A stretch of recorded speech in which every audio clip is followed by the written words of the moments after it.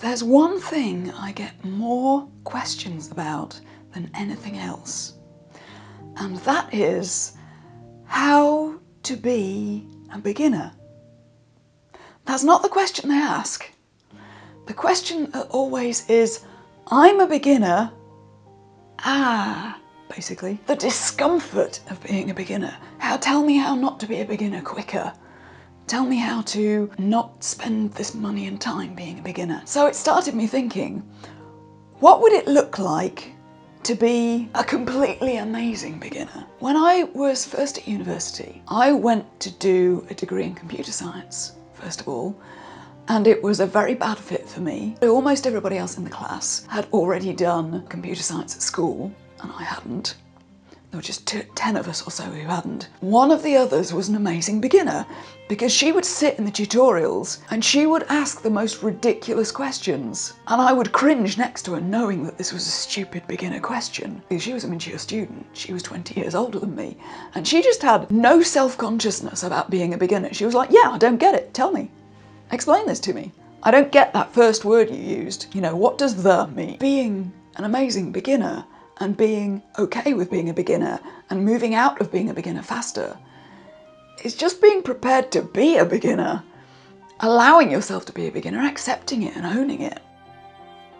I've got 4 letters here that people have written me, so I'm going to go take them one by one. Amy wrote to me, the hardest thing about getting started, it's knowing that while I'm learning, I'm going to make crappy stuff for a while. I'm going to spend time and money on things that are going to be crappy. And it's true, you know, when you're going to be a beginner, you're going to spend some money and you're going to spend some time and you're going to screw it up. And that's something you have to accept. You have to let yourself be a beginner, but not get discouraged by it. You know my friend, the watchmaker, Alan. He and I go to ballroom dancing lessons. This is something not many people know. I have been into strictly Dancing with the Stars for years. You know, I would watch this and be like, oh, wouldn't it be amazing to learn to dance? And when I met Alan, I mentioned this to him and he said, oh my God, in my youth, when I was 18, I had the gold medals, I was amazing, I know all about it, let's go to a class. And finally, I had a friend who was willing to go dancing with me and learn with me. The truth is, Alan and I are both entrepreneurs. We both have our own business. We both have a lot on our mind. So we go to this dance class every Monday night where everybody else in the class is a couple who are together, so they probably live together, so they get to practice a week. We don't. We live 45 minutes apart and we don't get to practice. So because we've got a lot on our mind and because we don't live together, we can't remember a damn thing from week to week. We have to be told again how to do everything every week. And to start off with, I was really frustrated by that. Just like, no, I want to be really good. I want to get all the joy of being an amazing dancer. But in the end, Alan's taught me so much about this because he can't remember a thing either. We just started laughing at ourselves. We just started having an absolute ball every Monday night. Not in the last 4 months, obviously, but we're really bad. And it's okay. And we learn a bit every week. And maybe sometimes we even get a bit better. But it's okay because we're having fun. So don't be afraid to laugh at that crappy thing you make. You know, you're allowed to be bad at it when you start. It's okay to be a beginner and be not very good. Apart from that, don't forget that being a beginner is worth investing in. You know, we pay for those dance classes every week and we have a lot of fun and sometimes we even learn something. But it's okay to be paying for those classes where we're not maybe moving as fast as the other students because we're having a lot of fun and we're learning and we're going at our own pace and we're investing in getting better later on. You gotta own it. Okay, second letter is from Olivia. She says, it's very daunting and I have no clue where to start. Watching others in the YouTube community who are already so far along in their dressmaking understanding makes me feel hopeless. Though I will say that sounds a bit dramatic. I gotta be honest, I've been sewing for 30 years, so don't start comparing yourself to me. I started properly when I was 18, And yeah, that was 1991, so we're talking 30 years ago. So if you're a beginner, keep in mind that I'm like 30 years down the road from you, and other people in the costume community are probably further along than you are. Even if it's just a year further along, you can learn a lot in a year. That learning curve is steep when you're starting. So even somebody who's recently started is going to seem like they're light years ahead of you. It's how you look at people who are ahead of you. Alan and I make a point of going to our dance class early so that we can sneak in the back and watch the people who are really good. It's just thrilling to watch people like whirling around the floor doing these amazing routines, and to just daydream about how cool it would be and try to live through them and feel how it would feel. And that's how you make stuff happen, isn't it? That you try to get into the feeling place. We're getting into law of attraction stuff now. You get into the place where you're feeling what they're feeling and imagining how it feels when you've got that level of skill. You know, don't be afraid to live vicariously through other people who are further along than you to help inspire you to get there. They're not more skilled than you because they're better than you. They've just been doing it longer. And you have things that you've been doing for longer as well than somebody else. And you're better at them than they are. And you would say to them, look, I've just been practicing a bit longer. It's no big deal. It's okay. Use it as inspiration. Letter number three, Stephanie says, I know that part of my issue is fear and that I'll fail to finish the thing or I'll do a bad job and disappoint myself. How do I get started and keep my excitement when my skill is still being developed? Well, I would go on from the previous thing I said about inspiration and living vicariously through other people. Schedule that inspiration and make it a part of your practice as a beginner to get inspired. Make the Pinterest boards, watch the costume videos, get inspired and keep watching, keep looking ahead to where you're going to be in a year or 5 years or 30 years. That's part of the process too. You're not just on your own in your chair screwing it up. Make the inspiration part of it and just keep your spirits high. Letter number 4, Mary says, I just turned 30 last month and I've always wanted to learn and understand everything about sewing.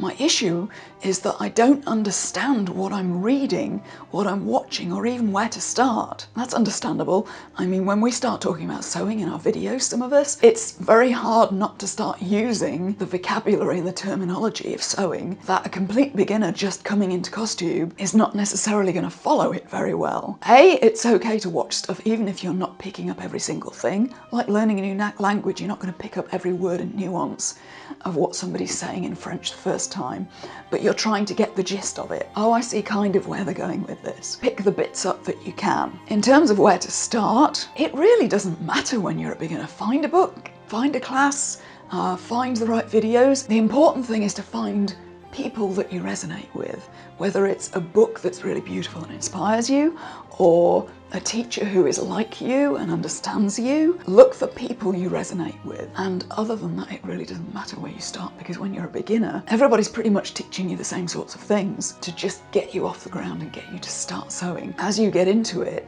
you can start knowing what you're looking for and say, okay, well, I want to learn this. Let me go over here to this person who's teaching that. Difficult to get out to classes at the moment, but there are online classes, there are all sorts of videos, there are books. Just start somewhere and you will just start somewhere so you can make some progress in some direction. And once you've got the basics of sewing down in a way that resonates with you, in a way that keeps you inspired, then you can refine to the things you really want to learn about. Also, be your own best cheerleader. This is what I was saying earlier about not comparing yourself to other people. If you imagine a baby who's learning to walk, or a toddler, I guess they're a toddler after they start walking, but a baby who's learning to walk. If you have a baby who's learning to stand up on its own feet and learning to take its first steps, that baby isn't looking up at you going, oh God, I'll never be as good as Mom at this. They're just doing it. They're just doing it on their own schedule and learning at their own pace, and they're not comparing themselves to somebody else. And you're not comparing themselves to the kid down the street. That kid is so much better at walking than you are. You're just taking your own journey as you go. Be your own best cheerleader. If you have a baby who's learning to stand up for the first time, what do? Do you punish them for the things they're doing wrong, or do you encourage them for the things they're doing right? Obviously, you encourage them for the things they're doing right. You encourage them for every tiny thing, every tiniest step in the right direction. You're like, yay, look at you! You did it! You can do that too. you can encourage yourself and celebrate every tiny step. Celebration is part of the process. I told you already that inspiration is something you need to schedule in and make it a conscious part of the process. Staying inspired, looking at where you're going, thinking about what you want to make in future, but also it's celebrating every tiny step. The celebration is what keeps you going. It's the reward. It's the breadcrumbs on the journey. If you give yourself rewards and celebrations for every tiny thing you do right, you'll keep going. If you reward your nervous system for getting something right, it'll want more, and you'll start wanting to pick up that project, however small and however humble it is. So keep the celebration part of it too. Most of all, have patience with yourself. I've been doing yoga for 20 years. Just recently during lockdown, on my yoga website I do the yoga videos on, after 20 years, I've started doing the level 2 videos. I mean, some of them, it's like level 1 to 2. I mean, this is big. This is big stuff for me. I'm feeling much more capable than I used to be. It's worth just plugging away for as long as it takes to get better. And I've noticed there have been times during that journey where I've had little growth spurts, where I've had a moment where I suddenly get it at a whole new level. I had a breakthrough, I remember, when I was first learning and I was just trying to copy these weird postures as best I could. I had a moment where I was in, if you do a yoga, I was doing Trikonasana, the triangle pose, wobbling as you do and feeling like an idiot.